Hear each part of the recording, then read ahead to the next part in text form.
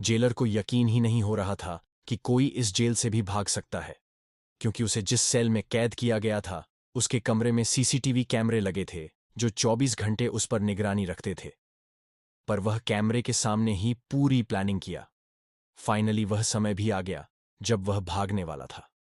पर लोगों को आश्चर्य तब हुआ जब उन्होंने पाया कि जब वह जेल से भागा था तो उस टाइम भी सीसीटीवी कैमरा ऑन था। वह इस चीज को कैसे बाईपास किया, किसी को कुछ समझ में नहीं आया। यह समय था सन 2005, जब उस प्रिजनर का नाम था Kwame Adam. I am talking with Kwame Busco Adams and the man who play he in Kwame Busco Adams in 2004. Kwate Busco Adams was sentenced to 35 years in prison but fighting out he was Gbide Kwate Busco Adams is a free man. Kwame Vasco Adams Welcome Again story की शुरुआत हुई। सन 2005 से यह place था, देश America का Alton jail, जहां पर आज एक कैदी को लाया जा रहा है जिसका नाम है क्वांट एडम्स। यदि इसके बारे में बात करें तो इसकी उम्र थी मात्र 30 वर्ष, जो अक्टूबर सन 1992 से जुल्म की दुनिया में उतर चुका था। स्टार्टिंग में वह अपने साथियों के साथ छोटे मोटे अपराध ही किया करता था, पर 1 साल बाद जब उसे कोर्ट में पेश किया गया तो वहां वह कानूनी प्रवक्ता अधिकारी पर ही हमला कर दिया। इस अपराध के लिए उसे 3 साल की सजा सुनाई गई, पर वह 1 साल की ही सजा कंप्लीट किया था कि उसे सन 1994 के मध्य में ही रिहाई मिल गई, क्योंकि उस समय उसकी उम्र थी मात्र 19 वर्ष। यहां तक तो लगा कि वह अपराध छोड़ देगा, पर वह छूटने के मात्र 2 साल बाद जनवरी सन 1996 में कोकीन बेचते हुए पकड़ा गया। लेकिन जब वह पकड़ा गया था तो यह सिद्ध नहीं हो पाया कि उसने ये अपराध किया है, पर 1 साल बाद ही सन 1957 में उसे दोषी ठहरा दिया गया। कोकीन की तस्करी के बाद उसे काफी लंबी सजा हुई। सजा के तौर पर उसे लविल लॉकअप में कैद किया गया, पर वह इस जेल में भी ज्यादा समय तक रह नहीं चाहता था। वहां पहुंचते ही भागने की प्लानिंग करने लगा। वह कई बार भागने की कोशिश किया था, पर हर बार नाकामयाब साबित हुआ। वह आगे भी कोशिश करना जारी रखा। 7 साल बाद अक्टूबर सन 2004 में वह एक बार फिर भागने की कोशिश किया, पर इस बार भागने के दौरान पकड़ा गया। ऐसा करने से उसकी प्रॉब्लम और बढ़ गई। इस बार उसे सबसे safe jail Alton city jail में भेजने का प्रस्ताव आया, जिससे 2 साल पहले सन 2002 में ही बनकर रेडी हुआ है। यानी यह वही समय है जब उसे अल्टन जेल में ले जाया जा रहा है। उसकी गाड़ी जैसे जैसे जेल की तरफ बढ़ रही है वह पूरे टाइम बाहर की तरफ नजर गड़ाए हुआ है, क्योंकि उसे जिस जेल में ले जाया जा रहा है वह वहां पर भी रुकना नहीं चाहता। भागने के बारे में ही सोच रहा है, इसीलिए बड़े गौर से रास्तों को देख रहा है। फाइनली प्रिजनर ट्रांसपोर्ट व्हीकल जब जेल के पास पहुंची तो उसे देखने को मिला। इस जेल की बिल्डिंग की दीवारें काफी ऊंची हैं, कई फीट ऊंचे बांड फ्रेम थे, चारों तरफ लगे हैं सीसीटीवी कैमरे, जो भी वेल्ट नेशन सिस्टम थे वैसे दूसरे फ्लोर पर, क्योंकि अब तक उसने जितने बार भी भागने का प्लान किया था हर बार उसके निशाने पर होती थी। खिड़की इस तरह 21 दिसंबर सन 2005 को दोपहर के टाइम उसने जेल में अपना पहला कदम रखा। जैसा कि वह कई बार भागने की कोशिश कर चुका था, इसलिए सेल में ले जाते वक्त उसके हाथ पैरों पर हथकड़ी लगी थी, पर अंदर जाते वक्त उसका पूरा ध्यान आसपास की चीजों पर ही रहता था। जहां उसे देखने को मिला यहां हर जगह कैमरे हैं। ये जेल पिछले वाले जेल से काफी हाईटेक है, जहां फिंगरप्रिंट लॉकिंग सिस्टम था, यानी यदि कोई दूसरा व्यक्ति डोर को ओपन करना चाहे तो वह ओपन नहीं कर सकता। उसे मेन सेल में भेजने से पहले चेकिंग की गई, नाम के साथ एज भी पूछा गया। उम्र थी 30 वर्ष। सारी फॉर्मेलिटी पूरी करने के बाद उसे एक नया ड्रेस दिया गया, जो अक्सर दिया जाता था। यहां के प्रिजनर को इतनी सारी सिक्योरिटी देकर उसे इतना तो पता चल चुका है, यहां से भागना आसान नहीं होगा, क्योंकि जब उसे सेल में ले जाया जा रहा था तो उसे गुजरना पड़ रहा था कई सारे डोर से, जो वहां के ऑफिसर्स के फिंगरप्रिंट से ही ओपन होता था। ओपन होने के साथ साथ बीप जैसी आवाज निकलती थी। ये आवाज इतनी तेज थी कि अगर उस सेल से कोई 10 फीट दूर भी हो तो उसे भी सुनाई पड़ेगा, बिल्कुल क्लियर। इस तरह जब वो अपने सेल में पहुंचा तो देखता है कि उसके सामने ही एक कैमरा है जो लगातार ऑन रहता है 24 आवर्स। थोड़ी देर बाद उसके मन में न जाने क्या आया कि वह कैमरे को ही ऑफ कर दिया। ऐसा होते ही एक गार्ड सच पता करने के लिए उसकी सेल की ओर बढ़ा था। इसी टाइम हमें पता चला कि वह कैमरे को क्यों ऑफ किया। वह जानना चाहता था कि उस तक पहुंचने के लिए कितने डोर को ओपन किया जाएगा। जब गार्ड उसके सेल तक पहुंचा तो उसे पूरे 3 बार बीप की आवाज सुनाई पड़ी थी।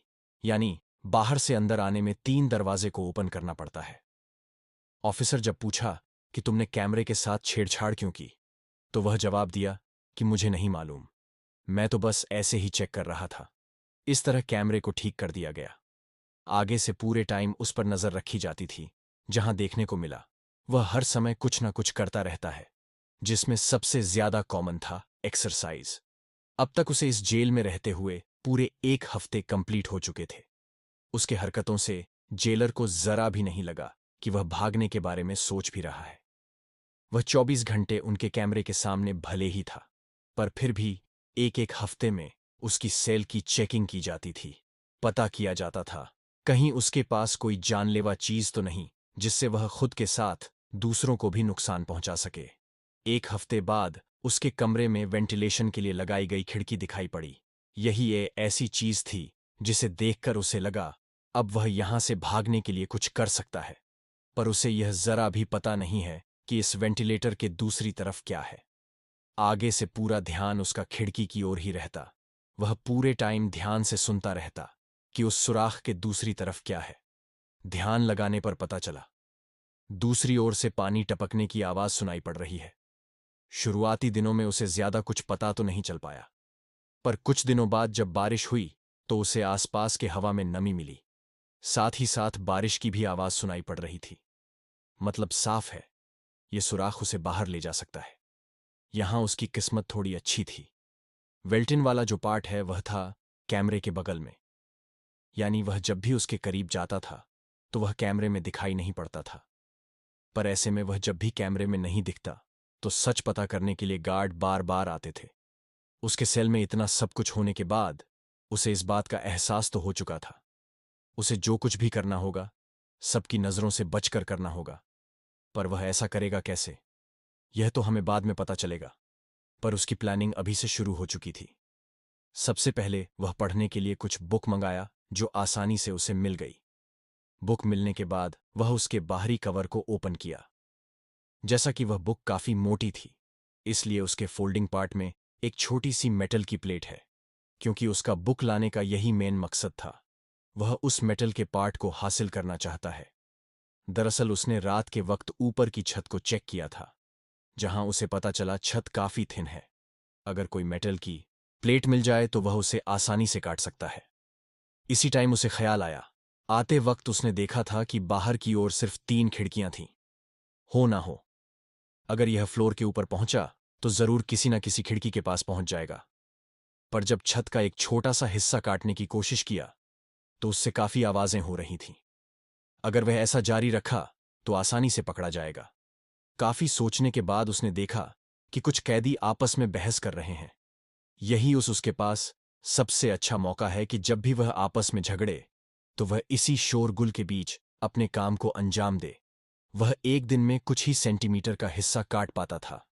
यह सब देखकर उसे इतना तो पता चल चुका है, इस काम में समय लगेगा जिसमें हफ्ते भी लगेंगे। पर प्रॉब्लम यह है कि 1 हफ्ते बाद इनकी सेल की चेकिंग होती है। ऐसे में यदि किसी गार्ड की नजर उस पर पड़ी तो सारा प्लान फेल हो सकता था। फाइनली एक दिन जब नहाने के लिए वॉशरूम में पहुंचा तो उसे व्हाइट कलर का एक पेस्ट मिला। प्लान है वह उसी पेस्ट का इस्तेमाल करके कटा हुआ हिस्सा बंद कर दिया करेगा ताकि किसी को दिखाई ना पड़े। इसी तरह वह हर दिन काम पूरा करता गया। 1 हफ्ते की कड़ी मेहनत के बाद 90 पर काम कंप्लीट हो चुका था। और वह जब भी छत को काटता था तो वह रहता था कैमरे के बगल में, जिससे वह मॉनिटर स्क्रीन पर दिखाई नहीं पड़ता। ऐसे ही एक दिन, जिस दिन काम पूरा होने वाला था, वह काफी समय तक कैमरे के सामने आया ही नहीं। सच पता करने के लिए जैसे पहुंचने वाला था कि वह पूरे फ्लोर को काटने में कामयाब हुआ। यहां तो उसे लगा कि अब वह पकड़ा जाएगा। जैसे तैसे कटे हुए हिस्से को वापस से बंद किया, पर फिर भी वह पूरी तरह से बंद नहीं कर पाया था। यहां तो कन्फर्म है, यदि गार्ड अंदर आया तो वह पकड़ा जाएगा। पर किस्मत साथ दी, गार्ड बाहर से ही देखकर चला गया, अंदर आया ही नहीं। कटिंग का पूरा काम होने के बाद उसे जरा भी रहा नहीं गया।